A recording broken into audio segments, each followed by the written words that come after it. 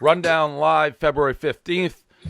Apparently, we're such great pitchmen. All the advertisers are lining up to get in on this rundown, sponsoring the rundown. Tick Pick. Here's what Tick Pick does. So they don't have fees when you buy tickets. Now, I know about this because when we did our blackout tour and the concerts, Live Nation fees were the worst. We'd charge like $30 for a ticket, and then it would end up being $40 because Live Nation has fees. Tick Pick has no fees, so it's 10 to 20%, 10 to 15% cheaper than like StubHub and all those other people. They have some fancy algorithm too, so you can find the best deals. This is according to Tick Pick. You also get $10 free forever when you sign up. So you can do it now. Sign up when you're ready to buy tickets to something. You use their algorithm. No fees, no brainer. Tick Picks. We're killing it. Let's start with this Peyton Manning story, which is an interesting story because I actually don't know where I land on the Peyton Manning thing. So we're dredging up all this, the stuff from 20 years ago when he teabagged a trainer, a female trainer. Well known, I think, well known in most blogging circles, and basically anybody who's paid attention to Peyton Manning. A new report comes out, the lawsuit the other day, but that's actually had nothing to do with the New York Daily News story. If you read why the New York Daily News story guy did it, I do think he was mad about Cam Newton, and he said somebody sent him like a tip, like, hey, check out what Peyton Manning did 20 years ago. The fact that you don't know about that already, I don't know how anybody doesn't know about that story. So why I'm conflicted is twofold. I don't know why we're talking about it when it's 20 years in the past and everyone should have known the story. But part two about it is like our boy Clay Travis, like, I mean, he should be suspended or something. He is saying that just a guy rubbing his nuts on a chick's face is like just a locker room prank. It's literally Bizarro World, the way he's acting like it's getting rat-tailed in the locker room by a bunch of guys. So, what? Clay is being like the most calculated troll on the internet now. He wants to be like your edginess, but it's very, very calculated in every respect. So he knows exactly what he's doing, and he knew he'd piss everyone off when he says that. It's kind of like your size 6, rape joke. Like, he's just pushing as hard as he can. I take great offense to that. That was a funny joke. He's being dead serious. I don't know. I can't. Well, he's not funny, but he might be trying to be funny. The problem with Clay is he's not funny, so you never know if where his intention is, like if he's trying to be funny or not, because he doesn't understand humor. I agree with you on the first part, though. I was shocked when I woke up on Saturday morning and this story was becoming like wildfire again. It's like, where's everyone been? Everyone knows that Peyton Manning teabagged, like he's a scumbag for teabagging his trainer in college.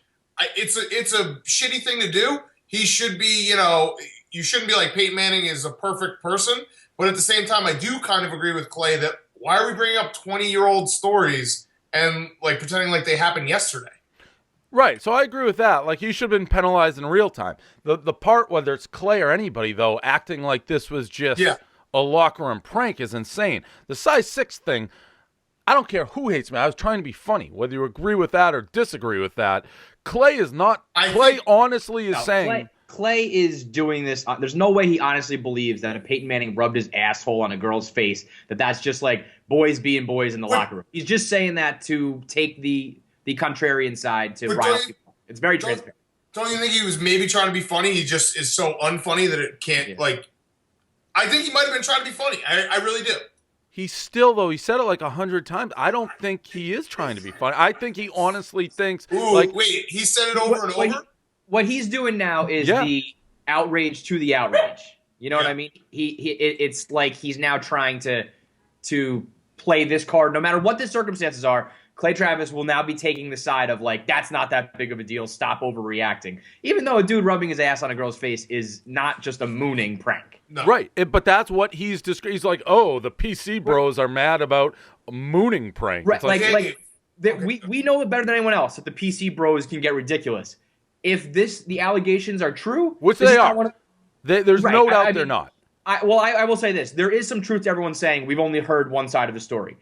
But I don't think the other side of the story is like nothing happened. I don't know how extensive the like asshole in the face thing was, but I agree with you that something probably like horrible assault-wise went down. This is not the time to be like, fuck the PC culture, because they're probably right on this one.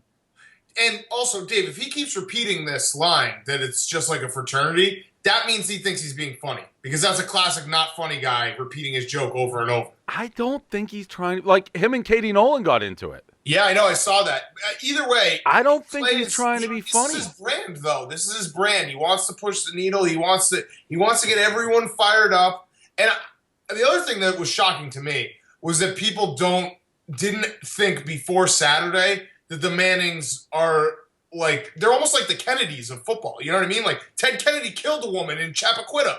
Fucking Peyton Manning teabagged a trainer. Like, allegedly, allegedly, I'm a Kennedy guy, so that's alleged.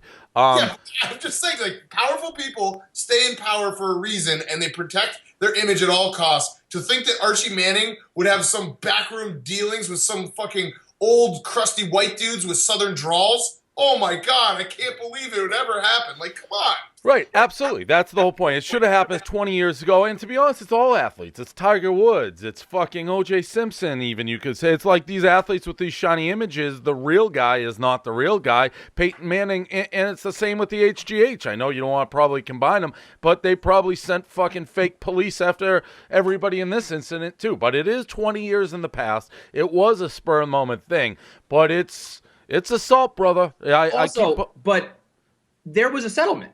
So, like, she did bring this up, and there was a case, and he paid her the money to go away. So, I don't know why that, like, again, I'm not defending what he did, but, like, there was an assault, charges were brought up, and there was a case, and it was, solved. Whether or not it should have been worse for him is obviously up for debate. But let's not act like this hasn't gone unaddressed for 20 years, because it was. Right. No, I don't disagree with that. My big disagree is the Peyton Manning ball lickers who are like, oh, this is just boys being boys in the locker room. It's like, what are you fucking talking about? It's not even close. I can't believe you didn't blog the story that ESPN allegedly is telling everyone not to talk about this. I saw that. The only thing I've seen is like maybe there's more. John Dennis, I saw a local Boston guy tweet that ESPN said, but the ESPN did talk about it. Oh. So I mean, since I started paying attention, they've been talking about it a lot. I was down the rabbit hole when I go down the rabbit hole with college hoops, I start getting blinders on. I don't pay attention to anything in the world except my losing bets. Side note, Dave, and this kind of it was related to Clay. Did you get in like another Twitter war on Friday night? Like, dude, you need to get a life. Who, like, me? You were like. I woke up on Saturday, I saw the Peyton Manning thing, I saw Clay Travis. Then I scrolled back to your timeline. You got like people calling you an anti-Semite. You're fighting with Jamie O'Grady at like 10 p.m. on a Friday night. What's going on? That was funny, though, when he tweeted out the Godzinga shirt and didn't know us. That was good. He tweeted out our... I was like, dude, what are you doing?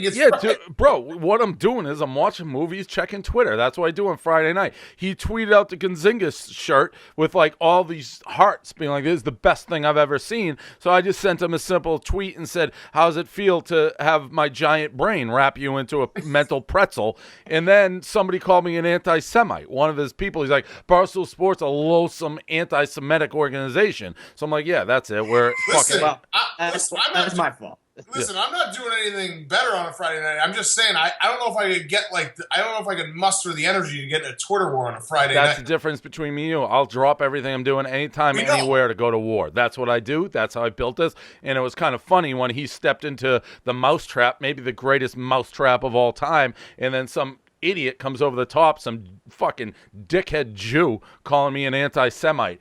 Fucking, and he got wrapped in a pretzel. Like, he's the Jews that create anti-Semitism. I'm the guy who fights anti-Semitism. Jews everywhere should be like, thank God for this guy because he's giving us a good name, where this fucking other Jew is giving all the other bad Jews a name. It's true. NBA. That might be my favorite little soundbite ever. Some dickhead Jew. Oh, that's going to be perfect. I'm going to play that on forever. NBA All-Star Weekend. I didn't watch a fucking second of it.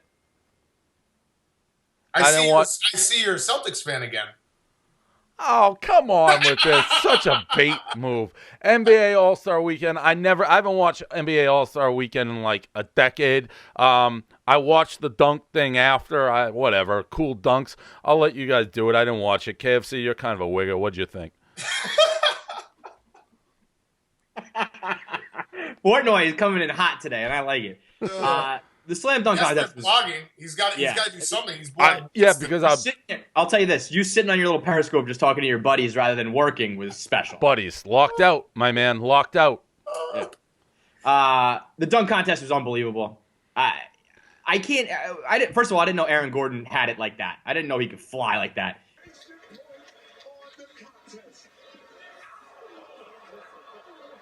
His dunk under the legs was maybe one of the best dunks I've ever seen. I couldn't even just like jump up in the air and put something under my legs like that, let alone dunk it on a 10-foot hoop. Levine with ease from the free throw line. Could have done it like another foot back.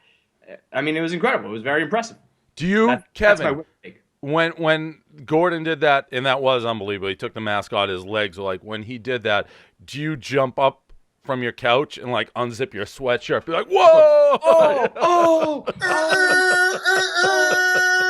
You got the air horn? Bruh. Pull dunk it back and we run around. Sometimes we just get up and run out of the room.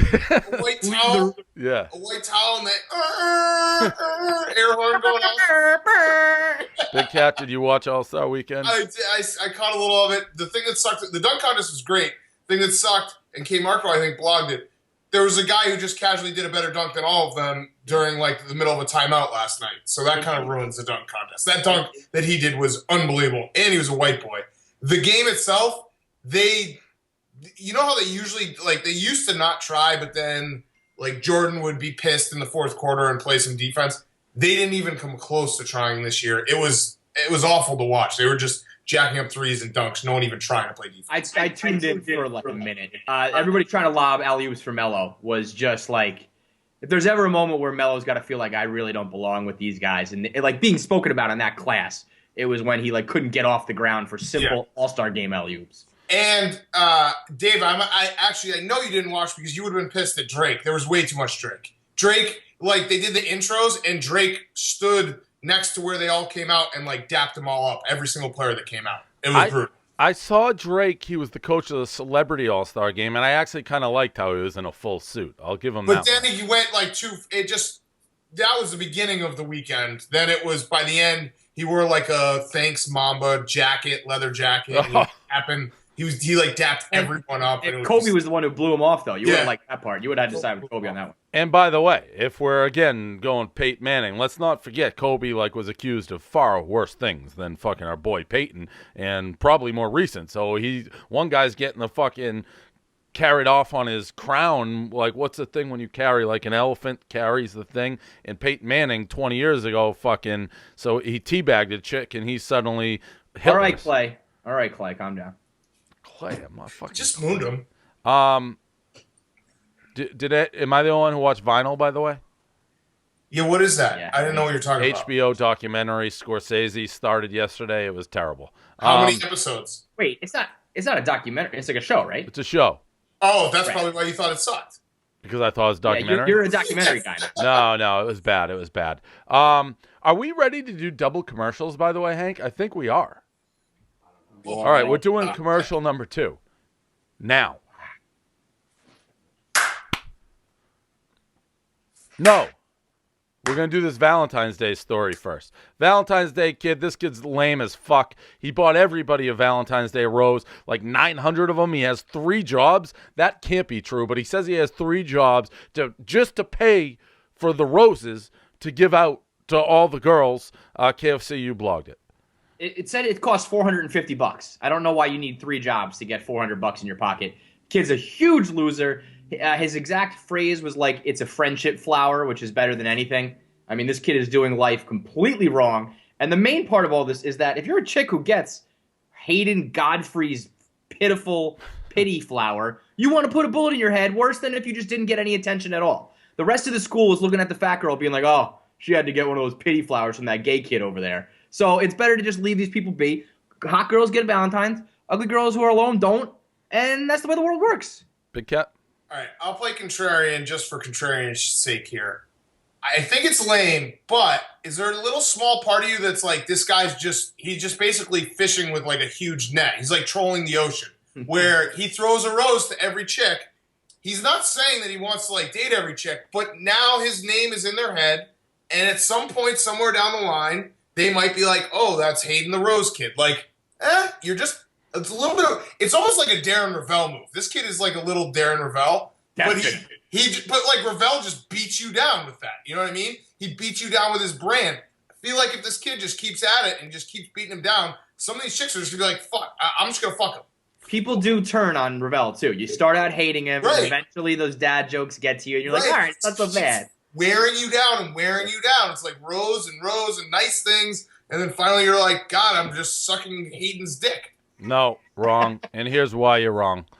Hot girls do not fall for that. Fat girls probably would, but you don't need to trick a fat girl to begin with because no one's giving them rose. You could just pick a fat girl, have sex with a fat girl in 3 seconds. Hey, I gave you, fat girl, a rose. I like you. Let's go fucking give head. Fat girl's overwhelmed. Head, done. Dave, it's a long play, though. It's not. I agree with you. Like, hot girls in high school are not going to be fucking this kid because long play for who? For this kid. What type of girl? Long play for who? You don't have to do a long play for the type of girls you're going to win over. No, the hot girls in high school who then grow up and they're like, they date the assholes in college and shit, and then they come out of it and they're like, oh remember that fucking Hayden kid? Hot girls never come out of it. That's not true. Hot girls are always like using their hot. They're never going. Watch one movie about like the nerd getting the hot chick. Yeah, those are movies exactly. The other thing I will say, of all the things that were important in like elementary school to like middle school, like giving the candies, giving the cards to only the girls you like, very important part of growing up. Giving it to everybody. I don't think you can do that anymore in this age. I don't think you're allowed to be like, oh, hey, because then the hot girl has like all these cards and fucking fat Sally has nothing. I don't think they let you do that anymore.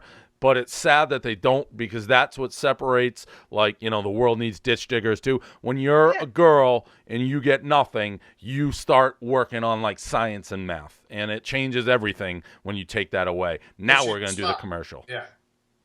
Commercial. Another one? Well, we weren't going to do it that first. We have too many subjects. It's a long rundown. All right. Kanye is going banana land on us. This latest round of tweets, I think he's actually going crazy again as we're taping this. But the best tweets he's had, and I want to get the name right because I keep on forgetting it, is his world company, Donda, which he spreadsheeted this company. He said he made it 4 years ago, and everyone laughed at him. Now he's asking Zuckerberg for money to make Donda a reality. Donda does everything from trademarks to hoverboards to like new sources of energy. Literally everything in the world that's real and not real, like black holes, whatever it is. Donda is this like global organization that Kanye wants to run. Is Kanye trolling, insane? The Kardashians got him. Always like this. Again, we'll refer to our resident black guy, KFC. What do you got?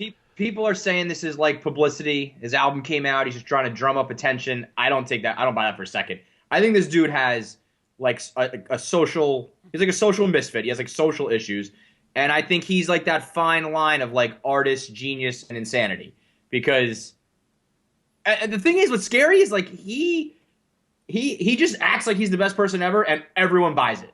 So if he says he's going to build hovercrafts with compressed natural gas and hydroelectricity, I think he might do it. He's at the point right now where anything he says and does, people are just like, it's a genius. He's revolutionary. So I don't know why he can't apply it to hoverboards. I hope and emoji autocorrect. Riddle me that one, Dave. How does emoji autocorrect even work? Kanye is just levels and levels above everyone. I don't know. I think it's all real, though. I don't think it's a shtick at all. I'm totally torn. I cannot tell if he's real or not anymore. Like, the Donda thing, isn't that his mom's name, too? Yeah, that's why he did it. So he named his whole flowchart after his mom. That was weird just to begin with. Like, start there. But she's dead. I know she's dead. I know. Okay. I'll also admit, if you didn't look on that flowchart for, like, a spot where you could maybe fit into Kanye's crew, then you're not doing it right. I like saw like he had a whole crew of like all he has like jet skis and like cars, and there was no RV, but like I would drive any of those He things. just listed modes of transportation, by the way. Right. Bus, car, motorcycle. All in on the transportation. But I watched the SNL thing too. He was crazy in that. Those songs sucked. I actually like a couple of the songs on his new album, but those ones, like, they sucked. So, I don't know, just let Kanye be crazy. It definitely has a little bit of an Amanda Bynes thing to it, don't you think? Yeah. Yeah, that's why I can't tell if he's spiraling. Like, I really wouldn't be shocked if you're like, hey, Kanye killed himself. Like, I'd be, oh. We're getting to, like, a Tyson zone where it's like anything you read has to kind of be like, yeah, that's probably what happened. That's probably real. This one we'll do quick. Floyd Mayweather went to Amsterdam red light district for Valentine's Day. He tweeted it or Instagrammed it. Funny, but what really made this make the subject is all the hashtags he put. Like bent over, gaping asshole, like take your clothes off. Like 20 of them. Just Floyd Mayweather doing Floyd Mayweather stuff, Big Cat. The hashtags were unbelievable. It must be such a good feeling to be Floyd Mayweather where you can do whatever you want. And, like, he truly never hears the haters because he can't read, one, and two, I really don't think he, like, cares what anyone says about him. He's basically beaten women and, like, been like, no, I didn't, and convinced himself and, like, his whole crew that he didn't. So, Floyd Mayweather, like, hats off to you at some point, just living this, like, blissfully ignorant life. It's kind of like Kanye. Yeah. Like, if you have the money, like he says, if you pay, you can slay. You have the money and the confidence, you can just kind of convince yourself and the whole world of anything. I don't think Floyd's crazy. He's just like doing his own thing, basically. He just doesn't care. I also think he's so stupid too. I think he's like so unbelievably unintelligent. He can't even like wrap his mind around the fact that he's like beating women and tweeting about prostitutes, and then like he doesn't even get why that's wrong.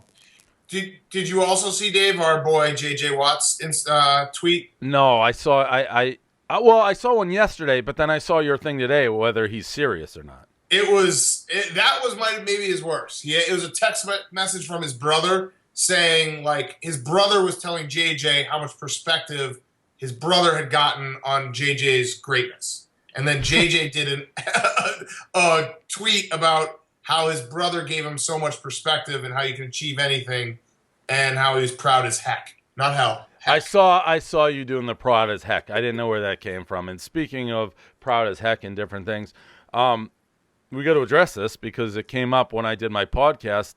There's heavy rumors that you're gay, Big Cat. Do you care to address this? And by the way, you blamed it on me. I don't know how I got blamed for this. I had nothing to do with it. I feel like Danny Boy Kane. Like, I'm going to do that speech. Like, at no point have I ever been gay. Like, I've never been mauled by a bear. No, I'm not gay. It was one person, I think, in your Periscope. I was just as oblivious as you. I was just minding my own business, and then a bunch of people were tweeting me being like, hey, dude, there's one guy saying you're gay. And it was multiple. That's why. There was a lot of people. One guy over and over. I watched it. There was one guy over and over who wouldn't stop. You don't know how to block people on Periscope. So that just was like, people can just spam forever. And then you sort of like addressed it. You give the trolls what they want, and then it spirals out from there. But I just said why. I literally asked. I said why are. I didn't realize it was one person. I thought it was a bunch. I said, no. Here's what you did say though. You were like, I don't know what's going on, but this is a cause I can get behind. Yeah. I'm gonna just run with this shit. I would. There's nobody who would love for Dan to be gay more than me. Dude, if I was gay, I would have said I was gay so long ago because you know how fucking much money I would have made on the internet being like a funny gay dude? Like a gay bro? There are no gay bros. You would have been a pioneer, like a full trailblazer. Yeah. I've said that 1,000 times. If there's any funny gay bros, I will hire them on the spot. You become so much more valuable as a gay guy. So I'm not trying to paint you as gay. I'd love for you to be gay.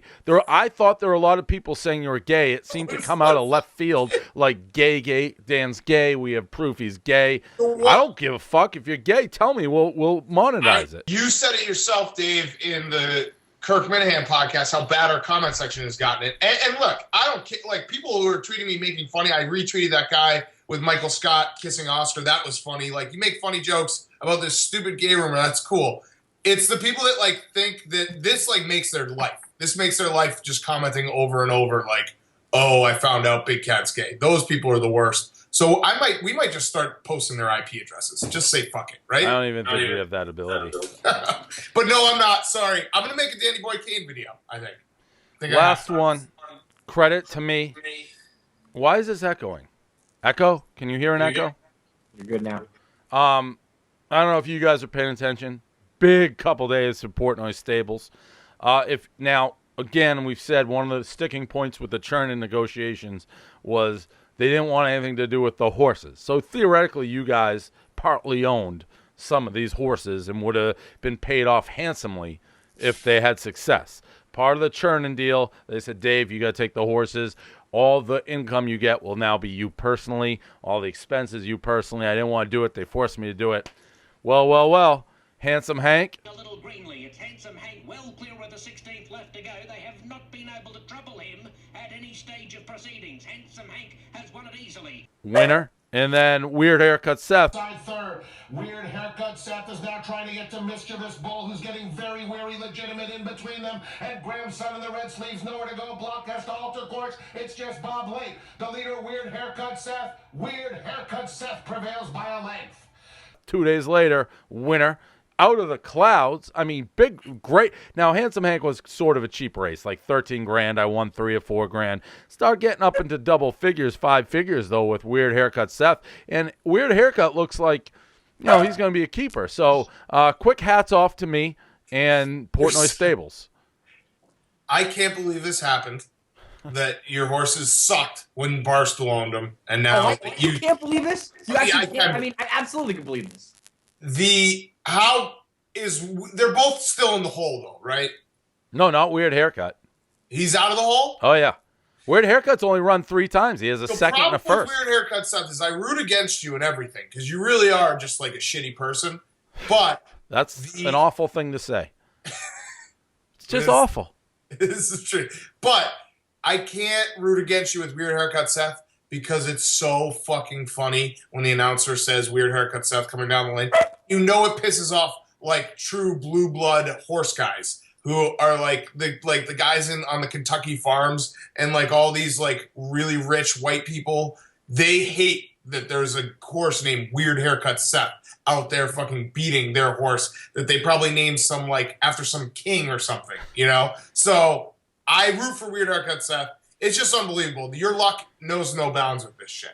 What's really unbelievable, and it's not like anybody thought otherwise, but it's just like full confirmation that your horses and your gambling and like everything you did was just all Barstool money that you were like taking from what's supposed to be like the pockets.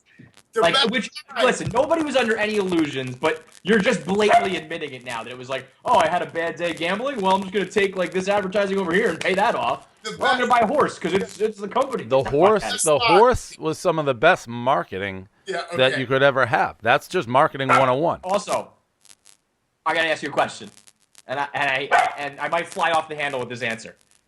Does Chernin actually pay for your car? Yes. Why? They're gonna pay for my car then too. Absolutely not. Why do you get it? First of all, why do you need a company car? Why are they paying for a company car? What is that about? Here's the answer, Kevin. Because I paid for it as a commercial car before Chernin bought us, so it just continues along. Well, because you bought the blackout truck? No, it's not the blackout truck. The president of companies get company cars. You're not the president of the company. Not every employee gets a fucking company car. What do you need? You're taking the fucking ferry. I'm driving every day to work.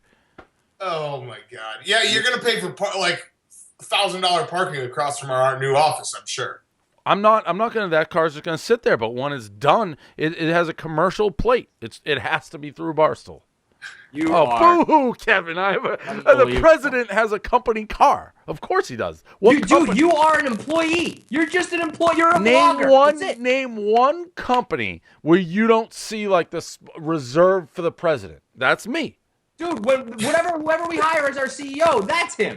You are just a blogger. No, I'm not the blogger. I'm the chief of You content. are just my buddy. He's the director of content, Kevin. Chief He's the of director content. of content. Chief of content. When if whoever is the highest, maybe there'll be 2 spots, one for the CEO and one for the chief of content. You can't give it to every editor. We'd have a million cars running around. Nothing more than the blogging editor and the fact that car paid views. Back to what Kevin was saying.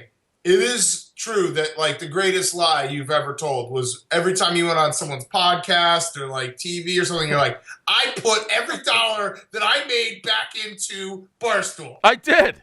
Dude, every fucking time you took a gambling loss, it came out of Barstool. No, Every that's time not. you That's fucking not. horses. Dan, again, content. Content sells. The horses are marketing. People are like, oh, who's this weird haircut Seth? Who's this handsome Hank? Oh, those are employees at Barstool Sports. What's Barstool Sports?